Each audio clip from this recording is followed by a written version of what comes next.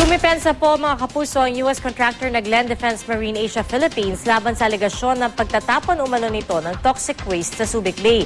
Giyet po ng pamunuan, domestic waste lamang o yung liquid waste na galing sa barko ang kanilang pinapakawalan sa dagat.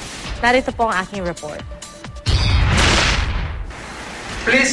Kumpiyansa ang Glen Defense Marine Asia Philippines Incorporated na wala silang kasalanan at walang nilabag na batas. Handa rin daw silang humarap sa anumang investigasyon. Ito ay matapos silang akusahan ng pagtapon ng umano'y toxic waste sa Subic Bay. Ayon kay retired Vice Admiral Mateo Mayuga, dating Philippine Navy Flag Officer in Command at ngayon Chairman at CEO ng kumpanya, wala naman kasi silang itinatago. Our company has complied and is committed to comply without compromise with internationally established laws and procedure to protect the environment.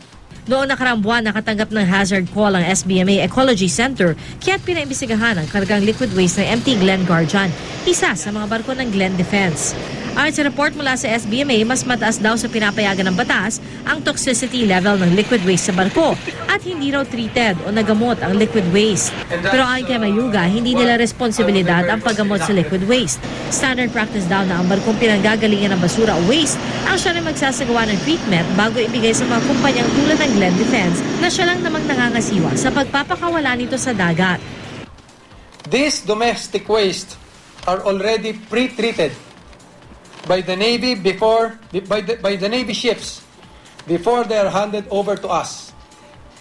Pre-treating means the resulting fluid is strained and rendered inert or harmless and ready to be released at sea. Aminado si Mayuga na hindi nakasama sa SOP nila ang pagsiyasat kung sumailalim na sa treatment o hindi ang wastewater kapag naibigay na sa kanila. Pero wala siyang nakikitang dahilan para pagdudahan ng kalidad ng pinakawalan nilang tubig noong October 15 mula sa isang US Navy vessel. I-check mo, makikita kung ikaw yun. Mahuhuli ka, mahuhuli ka pag ikaw yung nagtapon. Paglilinaw pa ni Mayuga, domestic waste lang ang kanilang tinatapon o yung liquid waste na galing sa mga banyo at iba pa ng barko. Kung tutuusin, mas malinis pa raw ang domestic kumpara sa household waste. Pero yun ay kung sumailalim na sa treatment na sa ngayon ay hindi pa nga nasasagot kung treated nga ba ang mga waste na tinapon sa Subic. Ang alam din daw ng Glen Defense, hindi sila saklaw ng Visiting Forces Agreement o yung kasunduan ng mga Amerikano at Pilipinong sundalo na magpatuloy sa mga joint military exercises.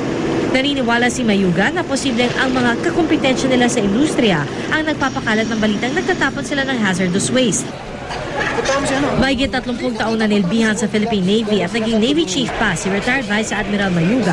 Alam daw niya ang mga patakaran at palakad sa marine system at mahal daw niya ang kalikasan kaya di daw niya magagawang sirain ito. Umaasa siyang sa tulong na investigasyon lalabas ang katotohanan sa issue.